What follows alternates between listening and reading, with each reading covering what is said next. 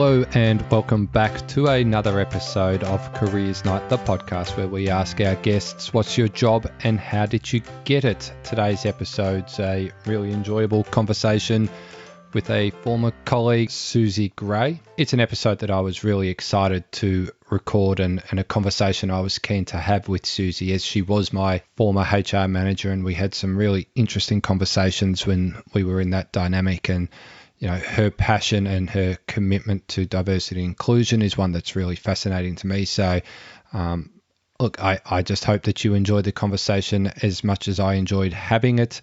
I'll come back at the end of the chat for my summary and my takeaway. But in the meanwhile, let's just get straight into it. And Suzie, welcome.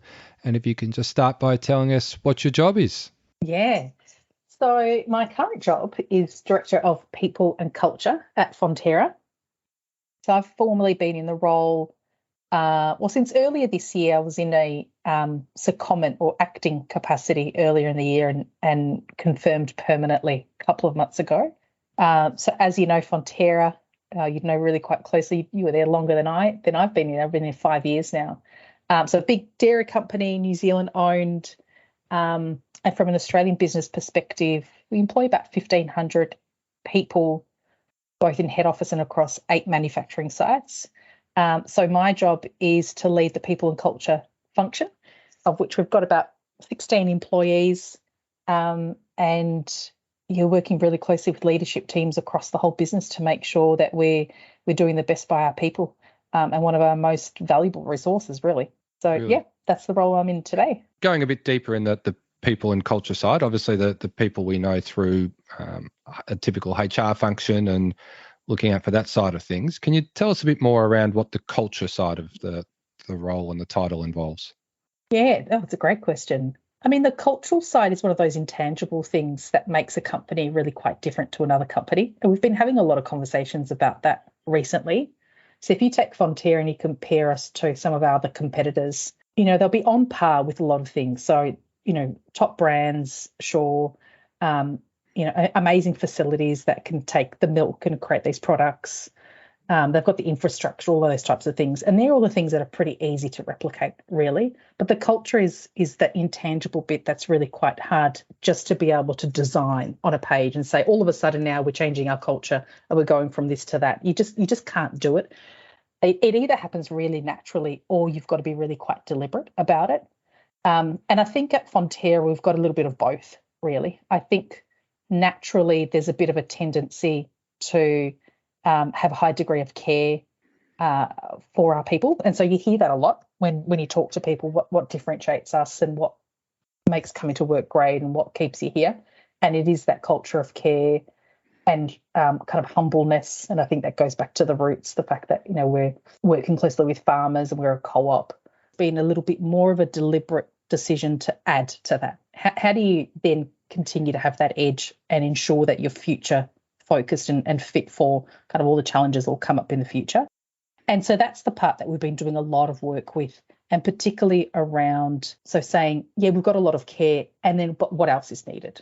And those things are a lot now around accountability. So again, a lot of the conversations you'd have with people over the years would be that we probably have an opportunity to do a little bit more in that space and hold ourselves and each other accountable.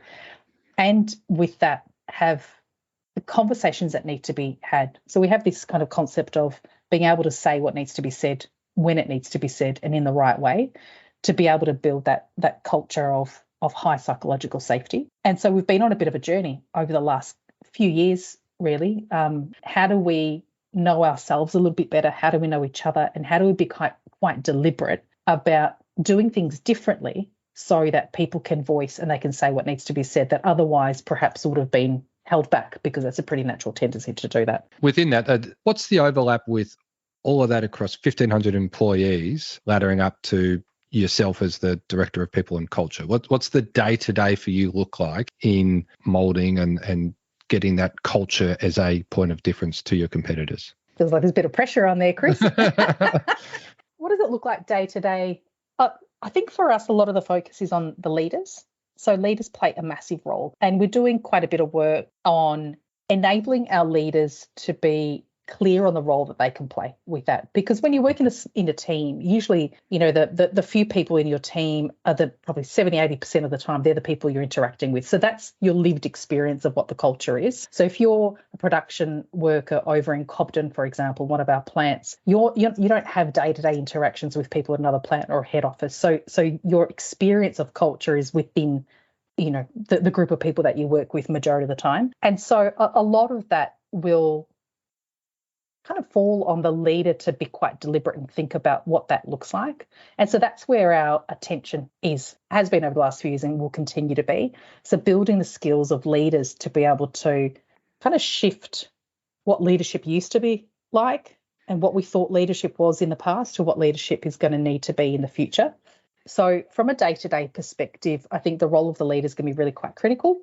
And that's where we're focusing on building their skills so that they can work with their team. And hopefully there will be a degree of consistency across the business, but it will look and feel different, right? Because each team is different. Each leader is different. They're going to bring their own personality to it as well. And that's right. And one of the things I did really enjoy about Fonterra is that celebration of that culture and that, that psychological safety and that journey that they started on. And I know, having worked closely with yourself, a pet subject, and I think it'll come up numerous times across the journey that we're about to start on to how you got to where you are today. But if we can just touch on very briefly diversity inclusion, which I know is a big important part of culture. It's a pet subject of mine at the moment that I'm really quite passionate about and growing my knowledge and would love to hear your take on that and how your role overlays with diversity and inclusion.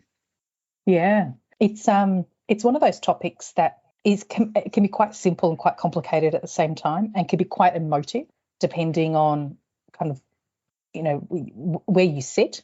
So yes. If you're in a position of being in a minority, there'll be you'll feel quite passionate for various reasons because you'll be wanting to ensure that you're treated equally. And conversely, if you're in a majority position, there might be feelings of fear of, well, hold on, if things change, well, what does that mean for me? I also don't want to miss out. So it's a topic that is filled with a lot of emotion and angst at times. And that's pretty logical if you think about kind of human beings. We actually don't like a lot of change. We like things to be pretty consistent. So the way I think about inclusion and diversity, the diversity bit, we've got all the stats and we've had the stats for so long about how important it is. So it makes businesses better, makes decisions better, et cetera, et cetera. But the fact is that businesses are still having to be very, very deliberate and put in a lot of work to make it real. And so I think we're still at early stages of it, to be honest, because it does require change. It does require you to move out of a mode of just doing and defaulting to the way that you would normally go about just doing things, whether it be at home or at work. And we know that default methodology is riddled with all the unconscious biases of things that you've picked up along the way. And so life is easy when you just kind of operate in that mode of not having to think too much and just do things. So whether it be through recruitment or promotion or allocating work or anything, we just tend to operate in that default mode.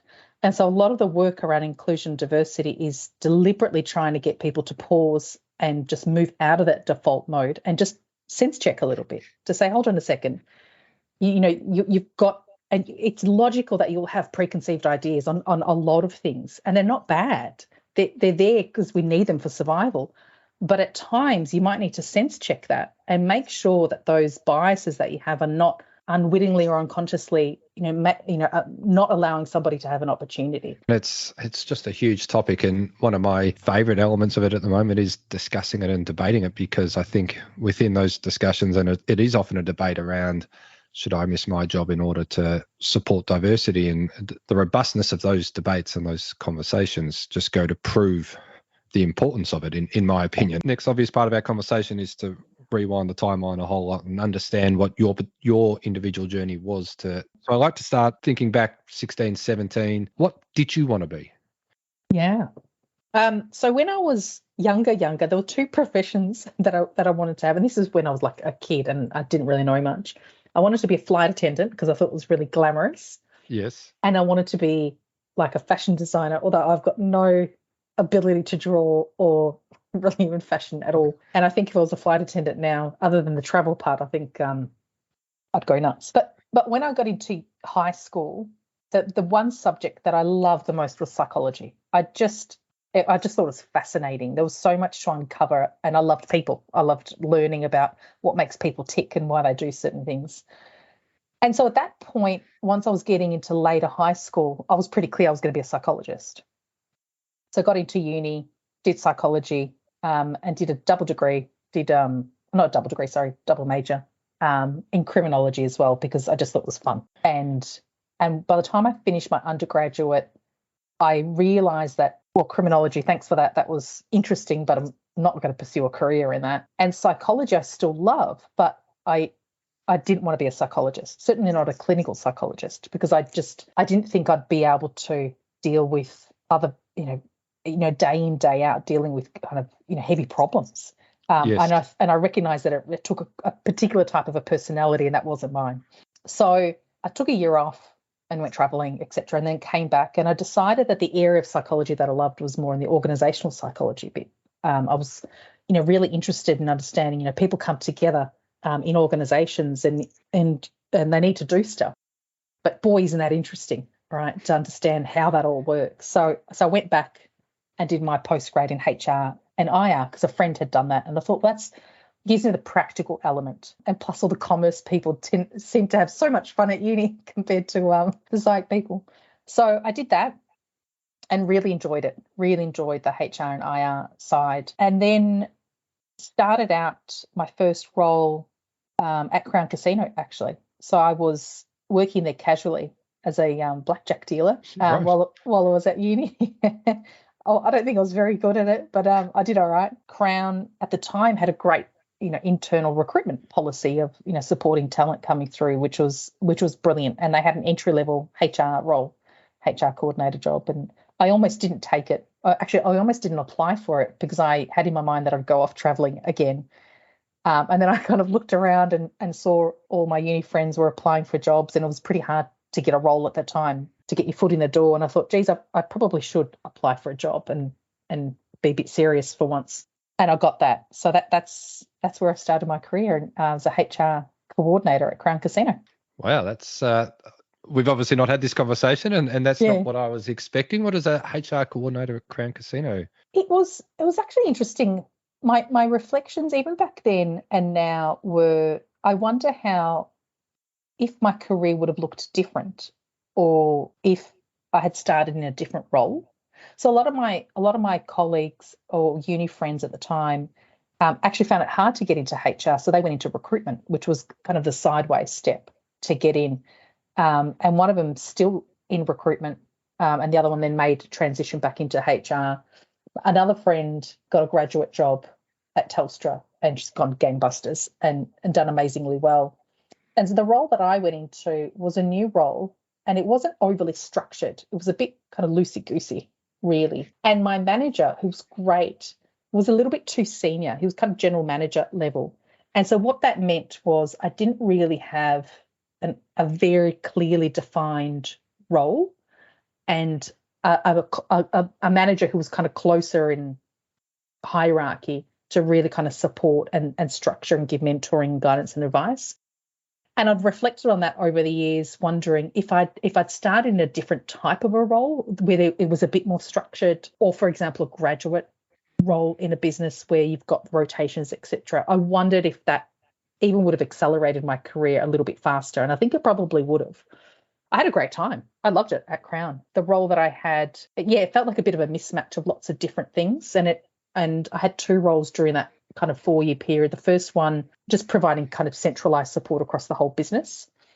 And then I moved into a role in one of the business units looking after, at the time, it was the hotel, so Crown Towers. They were just building Crown Promenade at the time. So I was heavily involved in kind of the recruitment of all the staff in preparation for that. And then also some blue collar workers, our maintenance team. So I got my first dabble into IR and EBAs, etc. So that role felt a little bit more structured. It was kind of a entry coordinator level, providing support, and so that felt a little bit more purposeful. And I felt like I was developing clearer skills and clearer kind of knowledge across the employer life cycle compared to the first role, which was a bit kind of just kind of help out here and there and etc. Yeah, and I think it's a really interesting reflection from yourself, because I'm sitting here thinking, all right, we are a similar age and you're a director level of an Australian business. I feel like your career has elevated and had a very good trajectory to it since the outset, yet you're reflecting on that first year, sort of saying, I feel like I could have moved quicker had I been in a more deliberate or purposeful sort of role. And I'm, well, as much as feeling bad about my own career trajectory and things like that, I'm wondering if you can give us a bit more context, because I think one of the challenges we have is the pressure that we place on students, and your uni course is about finding the right uni course and then getting the right job straight out of university. And it feels like you're a really good example of perhaps that wasn't necessarily the case. You sort of almost fell into a role. It sort of lacked that sort of direction that you wanted, albeit for a massive organisation within Australia and Melbourne. So yeah, keen to hear a bit more about that. Yeah. Look, I think my early to mid 20s, even up to late 20s actually. When did I start working? I was 22 when I started working, all the way up to about 28, 29. I mean, I was in my 20s, right? I was there to have fun, Yes. I wasn't overly career focused, really. So those reflections probably came a little bit later when I looked back, and I wondered, what the difference could have been. So I wasn't, really, really all that focused, and I didn't have a very deliberate career plan, to be truthful. I knew that I wanted to continue to progress and grow in my career, but I wasn't super keen on, by this age I'm going to be this level and that age. I didn't have that mindset.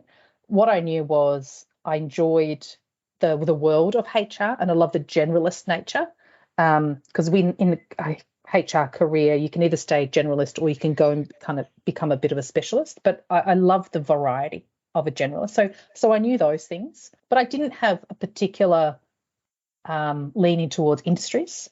I was pretty open to it, and I'd say even pretty naive at that time. The good thing about Crown was it was almost a lot of different industries within it. So I think that was a really, really good benefit that I really enjoyed. But in the earlier years, I think had I had my time again, I would do things a bit differently. I would ask a lot more questions. I would be a little bit more kind of just purposeful in understanding how I can grow and how I can develop, and actually developing skills. I think it took me a long time to understand the concept of actually what does it mean to identify a skill and develop that skill. I just kind of I felt like I floated along, and I just did stuff, and I did things well. I mean, I must have done things pretty well. I don't think I was a superstar by any means when I was in the beginning of my career. I think I did a good job, but I wasn't focused. I didn't have a clear understanding of, in this role, these are the skills that you can develop, and how do you master those skills so that it can then take you to that next role. It wasn't until later in my career that I really understood that concept, even though the fact is I'm in HR and I probably should have picked that up a little bit earlier, but it took a few years for me to really understand that concept. And I like that. It's a reflection after the fact, but that, if I'm hearing you correctly, that's very much around the being a bit more purposeful early on about what am I learning in this role, what are the skill sets that I'm developing, and make sure that you're clear and understanding of those. That's great. So yeah, I agree. We're at Crown Casino. You've done a few roles there.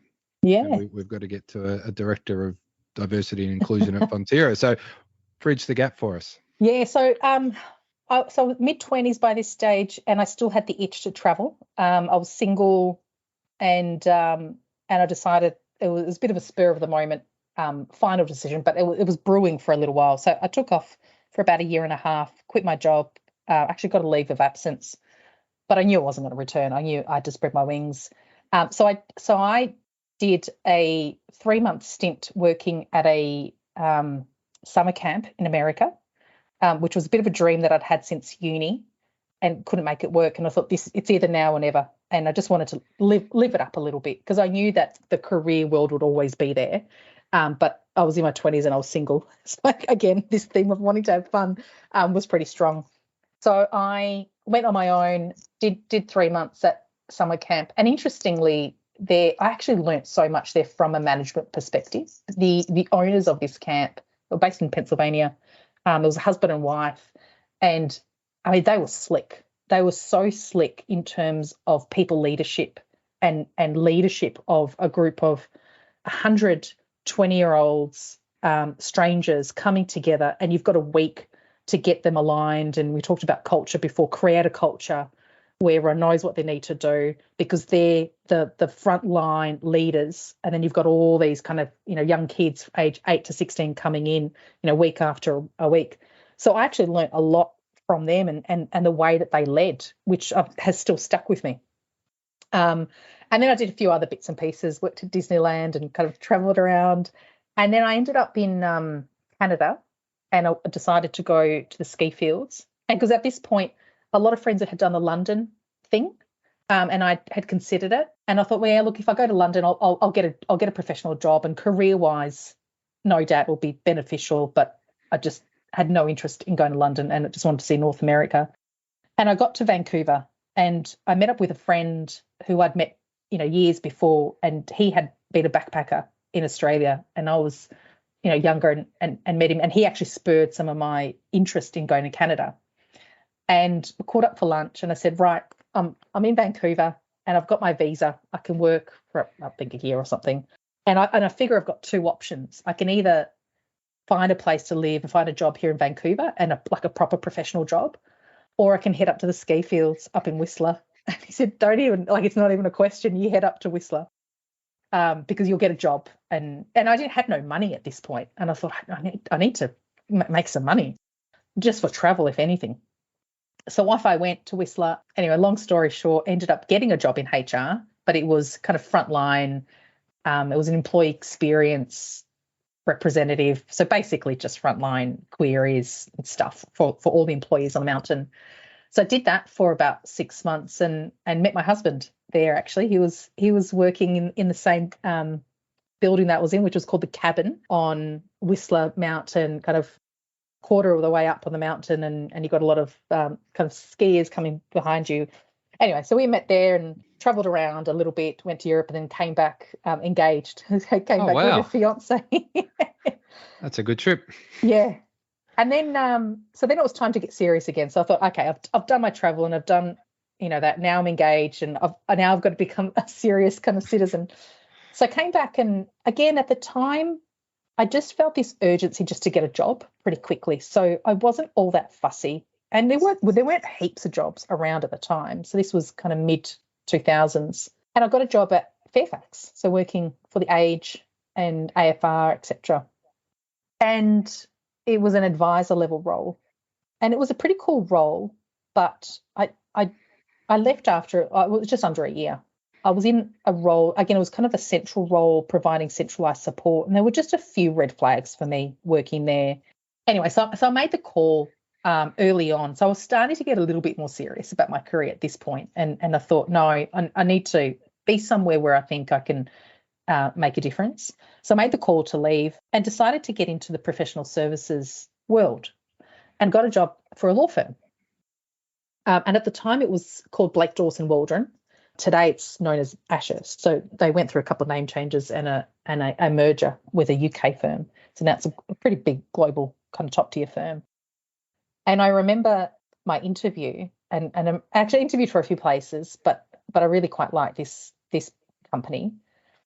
And I remember at the time thinking, I know nothing about lawyers. All I know is what I've seen on TV, American lawyer TV shows where it's pretty cutthroat. And I thought, oh, gosh, is this what it's going to be like? Staying with Blake's at the time for about 10 years.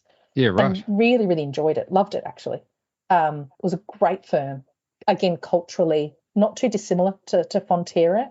When you stacked Blake's up against some of the other top tier firms, so you had Mallisons and Freehills and Allens, it was known as the firm that culturally was nicer, basically. Some of the others were really, really cutthroat. But this was considered to be, you got access to great work, but also it was just a little bit friendlier and a little bit more care. So that was quite important to me. So I joined, I think it was as a consultant level, so people and culture consultant level. So my role was to partner with the partners and understand what their people needs were and support them. Shortly after I started, I think it was within my first year. Again, they must have seen something in me, and I must have been doing okay. I got the tap on the shoulder to say the office in Canberra, they had a HR manager who'd left and they were about to recruit, but they needed someone just to fly in, fly out and just cover the fort for a few months while they were recruiting. And I said, okay. So got to fly out to Canberra once a week and supported them as well, and covering that for 6 months. And that was great, again, just to build my network and understand kind of the business a bit further. And then as that was winding up, I got the next tap on the shoulder and said, right, now we want you to go across to Perth. The HR manager there was taking a leave of absence for 18 months. And they said, you're ready to be a manager now. We want you to head over there. And I went, oh, okay. So had a chat to my husband, and he was in a role, but he was not wedded to it. So he was open to leaving that and coming across to Perth. So it worked out well from a personal perspective. So off we went, and we went across to Perth, and so that was my first manager role in Perth. Yeah, and it's interesting you say it. Like, I feel like a lot of our lessons through our career have been very similar. I took a year off and worked on school camps. The things I speak to about my career is the opportunities that become available if you're willing to travel. If you are in a position where you can relocate for the business and take time and work from somewhere different, it does present a lot of opportunities for your career. So went to Perth, and it was a great role. It was my first manager role, so first time leading a team. Yes. Again, my reflections, I think both, I don't know how much of it was at the time, but I think it was a reflection at the time, and certainly after was feeling like I'd just been thrown into it and not given any training at all or development on how to lead a team. And I had some curly people issues. Yes. At the time, they were actually quite curly. And I feel like I fumbled my way through it, and I certainly learnt a lot.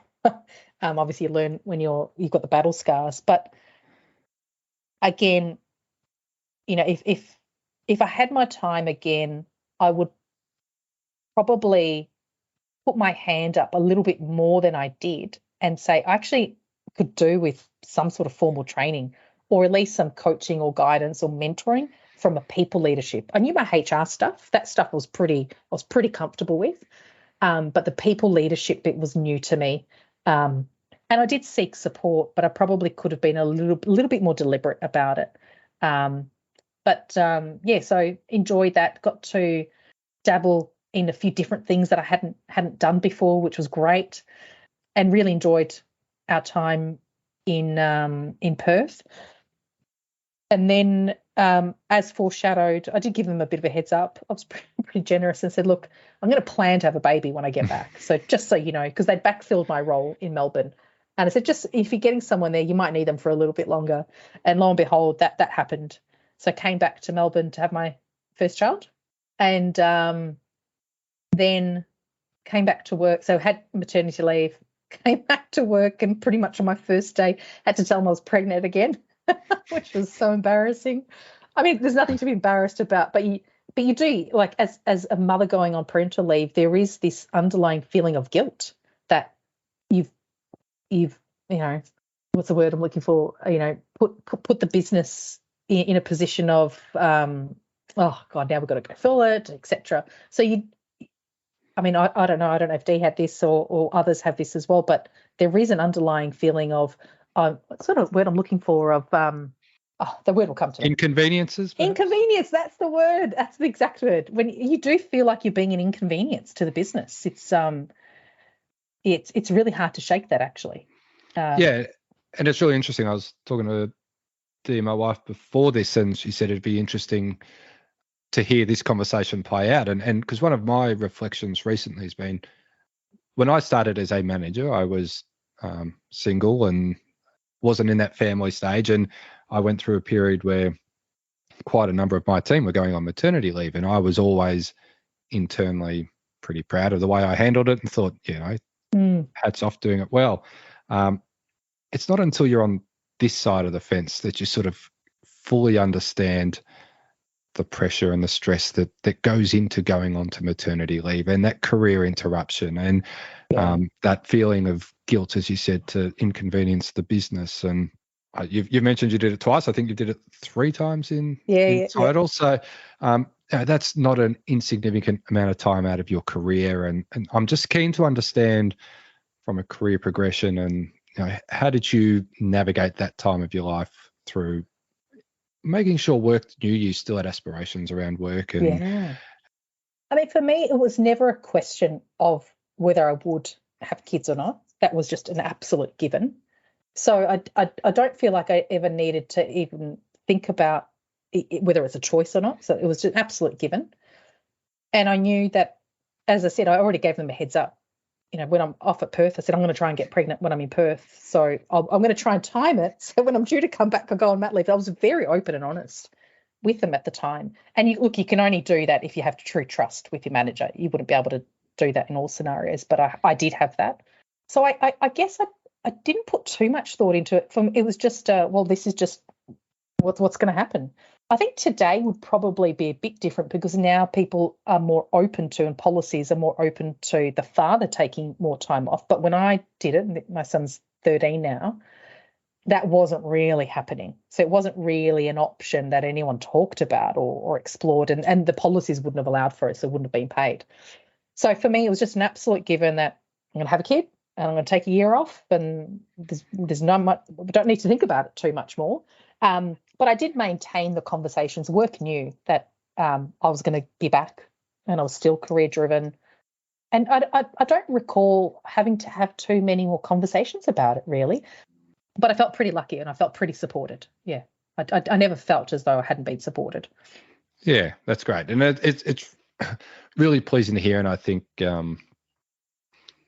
as you say, the times are changing, and the next generation, it's going to be much more normalized than the previous, and the previous is better than the generation before it. And it's just part of that journey we're on. And to me, I think we probably don't spend enough time talking about and celebrating the careers that have continued around those leaves from work. And I think it's one of the real takeaways from your story is that you've taken the time out to have fun, to travel, to do the jobs that really just ticked a box on life experience for you. You then didn't sort of lean away from, all right, it's now time to get serious at work, but it's also family time, and you took that time out to spend with the kids and to do that. And you're still where you are today, which is just it's just a really good lesson for anyone starting that career now. The balance is really, really important. So we might have to give some things up. We may not be chasing going for more senior roles. So for that period of time, for those few years, it was a deliberate decision that I'm not going to be chasing more senior roles because I just can't now. My kids are too little. The balance is really important. That's the number one priority, and it's working well, and I'm actually really enjoying it. I'm loving work, loving the home life. Had I not had kids, it would have been different. I probably would have chased getting into more senior roles earlier, but I don't regret it. It's just it was that conscious choice at the time, and I think it worked well. Yeah, and it's just a continuation of that really nice message of not overly career planned, but at the same time you were a bit more life planned around your career at this stage, and made that conscious decision. So at some stage, obviously, you decided to part ways with that firm. Yeah, really enjoyed it. Got to work on a few amazing projects. Had my third child, and then while I was on parental leave, I got the call from the manager at the time who said, we've got to make one of the roles redundant. There's 3 that got to go into 2. And I said, perfect. I've been here long enough.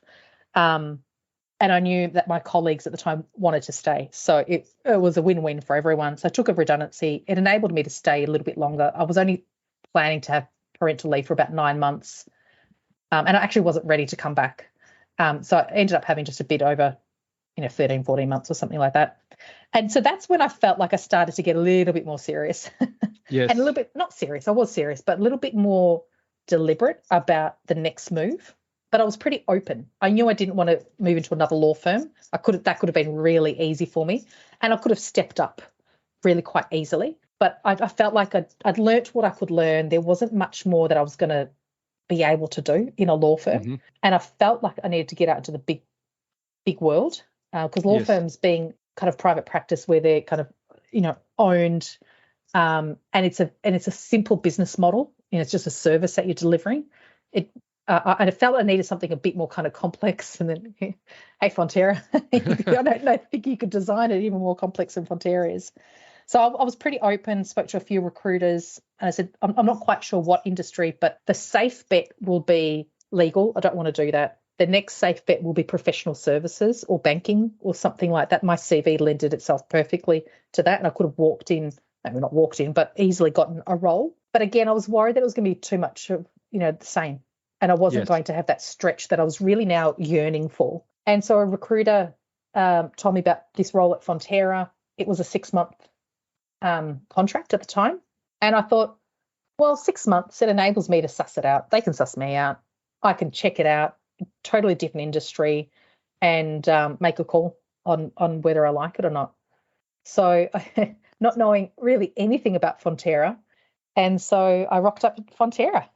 And so I was in a HR manager role looking after the corporate side of the business. So it was an easier transition. So supporting sales and marketing teams and the commercial teams. And then over the last couple of years, kind of chopped and changed. So our director left. I stepped in to hold the fort for the director role for about a year. And that was an interesting time.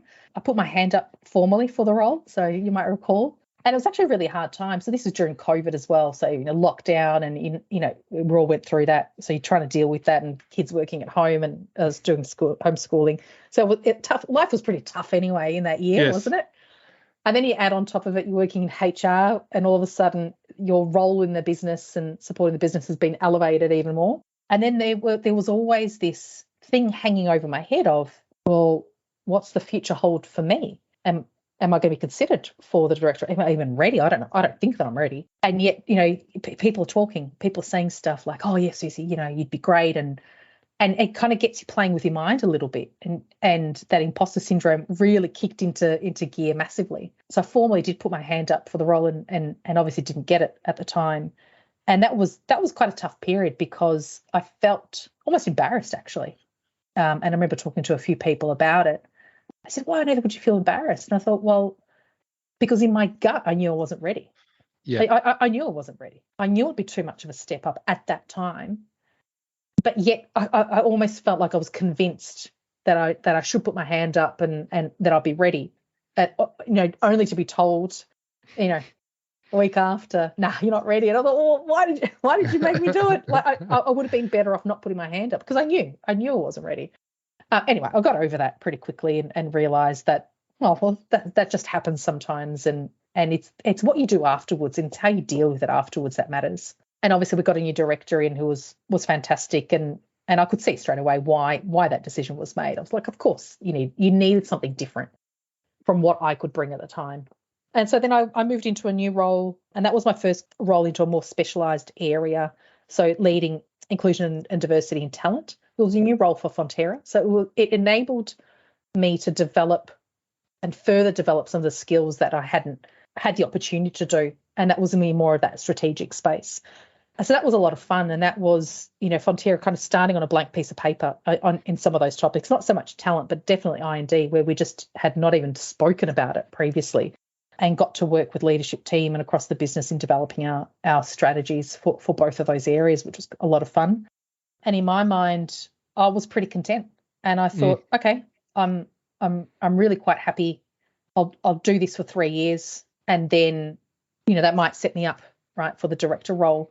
And Trace, who had come into the director role at that time, again, gosh, I learnt so much in such a short space of time. It's incredible the amount you can learn really through others, and got to learn a lot more about some of the stuff we talked about before, articulating your skills, being really clear on actually what is it that you're wanting to develop, and how can you get that out of your role. It's not about going off to courses, etc. It's just about being smart and mindful about what the way that you currently do something and the way that you want to do it, and what's that shift, and how do you be deliberate about getting that shift. So I felt like I learnt a lot about that. And we also had a lot of very open conversations about, getting me ready for this role in the future. And then you fast forward to earlier this year, and Trace took me out for lunch. And she said, "Oh, did you see that notice about an internal move globally? Someone in HR globally had moved into a secondment role." And I said, "Yeah. Hadn't even hadn't put my mind to it." Anyway, and that's when she let me know that she was going to be seconded into a global role, and they'd made the decision to put me into the director role. And I just thought, I remember thinking at the beginning, going, "No, I'm not doing this again. Not doing this again. Not ready for it. Thanks, but no thanks." Yes. was my initial thought. I actually felt pretty sick to the stomach. Well, not that I was convinced. I quickly turned around to say, if someone's offering you an opportunity, you never say no. You always say yes, and you just do it and you figure it out. So obviously moved into that path. But what we talked about was, the experiences gained in even those last couple of years were so deliberate in being able to set me up and be able to demonstrate my capacity to be able to do the role that it is today, right? And so, yes, I've been in the role since then.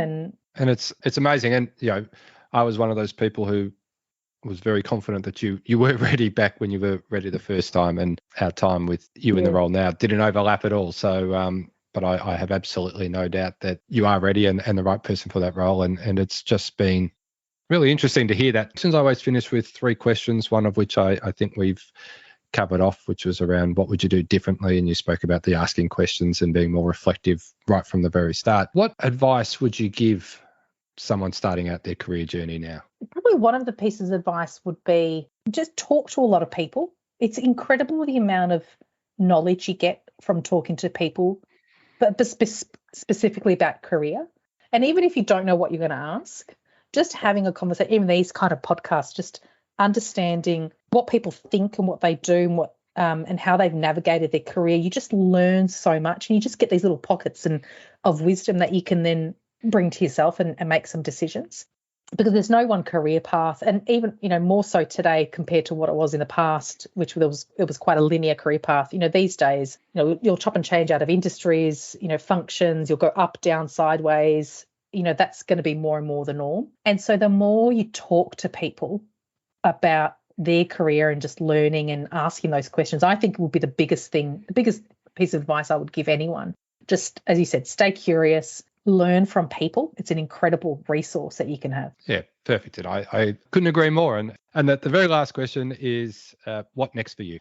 Yeah, look, I want to be able to do this job for at least 3 years, please. Yep. But yeah, I'm really I know what I want to get out of the role, which is a sense of accomplishment of, this is the stamp that I've had on the role, and this, I'd like to leave a legacy to say, in the time that I led this function in this part of the business, this is what I've been able to bring, that maybe someone else would have done it differently, or they didn't do it. So that for me is the key focus. And so I'd like to be able to do this for a few years, and I'd like to still continue to grow. I think for me, career-wise, HR is where I love to play. I don't know that I'd necessarily move into another function, but I'd never say no. But I love this space. Really enjoying Fonterra. There's so much more to do. I'd love at some point to be able to live and work overseas. I'd love to be able to get the family and kind of do a bit of a stint. That light has never truly gone for me. Yeah, so I think for the time being, I'm just concentrating on the here and the now, and my experience tells me that opportunities continue to come up. So I'm trying not to worry about it too much, but just focus on what I need to do today. That's awesome. So thanks very much for that. We've obviously spent a little bit of time trying to find a time and a place to do this recording, and I've really enjoyed the conversation. One of the things I really like about doing this is not doing the research into someone's career path before the conversation, and sort of finding that out as we go through it. And even in a bit with people I've worked with or known for a number of years, it's still really interesting to have these conversations. And as you said, the value of just these conversations to people's own career path is invaluable. So I just want to say thank you very much for making the time and sharing your story with us. You're welcome. So there it was, our conversation that I had with Suzie. As I said from the outset, it was one that I really enjoyed, and I hope that you took from it as much as I did. I personally thought it was fascinating, the 3 clear areas of focus for Suzie throughout her career journey. The first one was, a whole lot about travel, enjoying her life, and just getting out there and building some experiences. Second one, she admittedly, and this won't be for everyone, and people will approach this differently, but Suzie was quite open and honest about that, time that she spent establishing her family and the leave that she had to take from work as a result of that, and the way that she approached that, then ultimately her return back into the workforce and how she used that time to really commit to focusing on work and becoming as successful as she can. And she certainly has. Every conversation I have with Suzie, every time I talk to her about work and just careers, I'm inspired and motivated about my own, and they're just conversations that I really enjoy and get a lot out of. So I hope it was the same for you. I think we can agree that Suzie is certainly a valuable asset to her current employer, Fonterra, and she works there with such passion and dedication that it's really pleasing to see. So that's it. That's my take on today's conversation with Suzie. As I say, I hope you enjoyed it. I would personally appreciate it if you can share the link to this podcast with your friends or family, especially those that are on their career journey at the moment. Alternatively, if you can just jump into one of your apps and give some ratings or feedback, that would be terrific. Thank you.